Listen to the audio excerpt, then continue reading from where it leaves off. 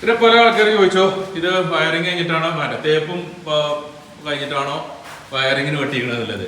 ഇത് വയറിങ്ങിന് വെട്ടിയതല്ല, ഇത് ഫെറാസിമെന്റിന്റെ വർക്കിന് വേണ്ടിയിട്ട് വെട്ടിയതാണിത്. ഫെറാസിമെന്റ് വർക്ക് ചെയ്യാൻ വേണ്ടിയിട്ട് വെട്ടി ഇതാക്കിയതാണ് ഇതൊക്കെ.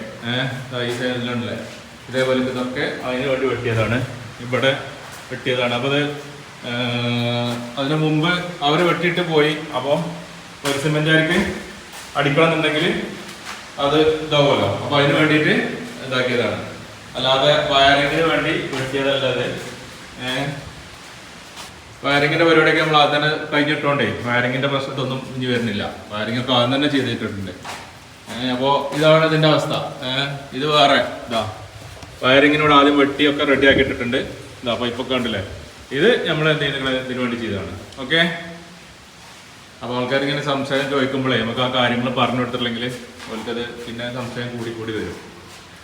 അപ്പോൾ ആൾക്കാർ അത് മാറിയില്ല.